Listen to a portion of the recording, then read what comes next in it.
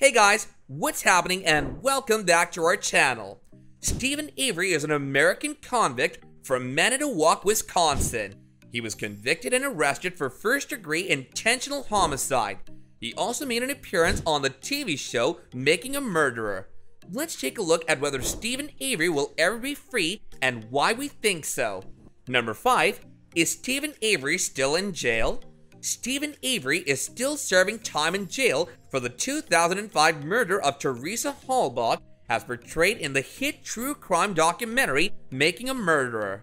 After suing the Manitowoc County Police Department for a wrongful conviction for another crime in 2003, Avery has maintained his innocence and feels he was framed by them.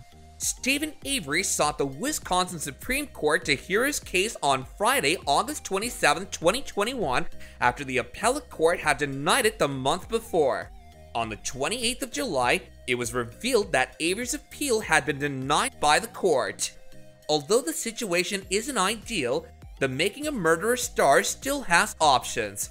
Not daunted by the appellate court decision, it highlighted the specific paths that remained available for Mr. Avery's search for freedom. We appreciate the thorough examination. Stephen Avery's lawyer, Kathleen Zellner, accused the state of Wisconsin of withholding vital evidence in a letter on Friday, April 23, 2021, after fresh witnesses came forward.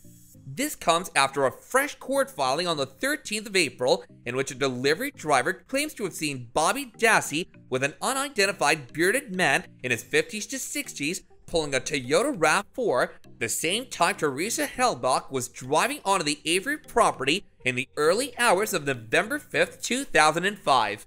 Bobby Dassey, Stephen Avery's nephew and Brendan Dassey's brother, was found at the crime scene in this shocking revelation.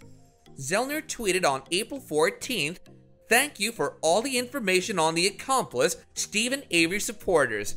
We should be able to identify him fairly soon." Brendan's half-brother Brad Dassey then stated that his uncle Avery is innocent and that his stepmother Barb Tadich may be involved in the case.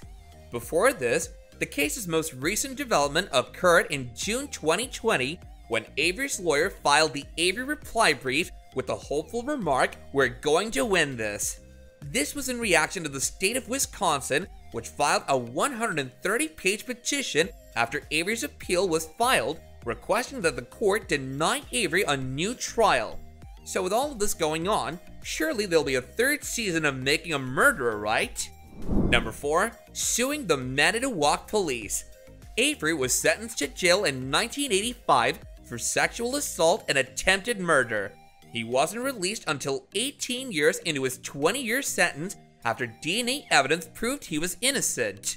Avery launched a $36 million lawsuit against Manitowoc County after his release in 2003 and earned a small portion of the money as a settlement.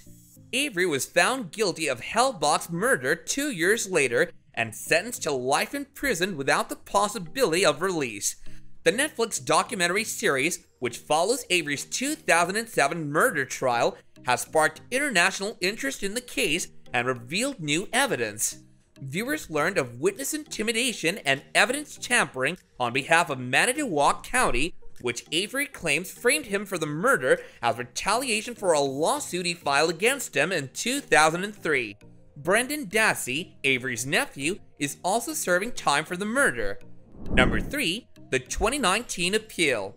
Kathleen Zellner, who appeared in the second season of Making a Murder, stepped up her efforts to see that her client got the justice he deserved in 2019.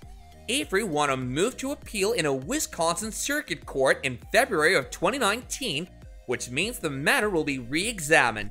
The bones discovered in the gravel pit in the Avery property, thought to be of Halbach's, were mismanaged by authorities when they were provided to the victim's family in 2011 without informing the defense, according to Zellner's appeal.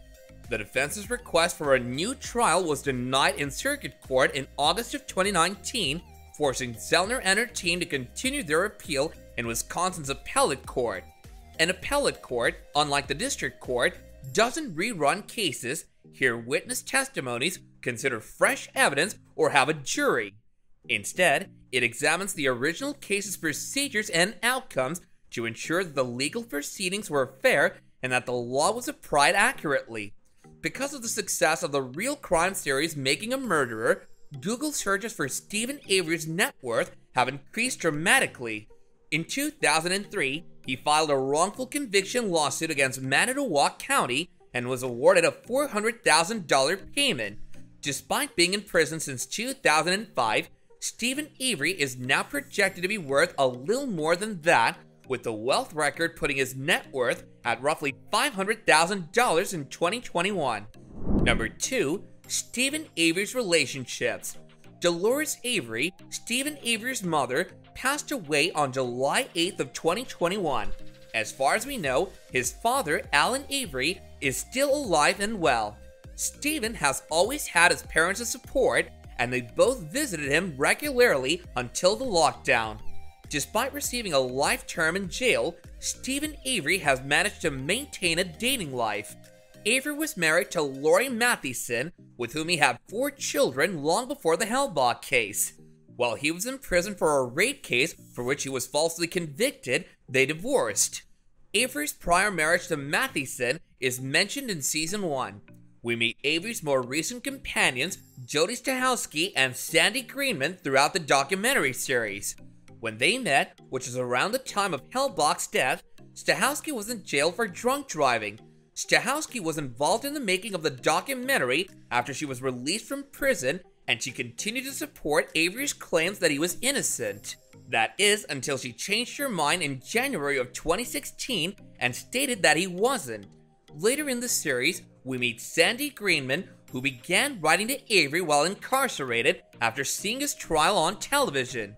Sandy began paying visits to Avery in prison while her husband battled dementia and Parkinson's illness.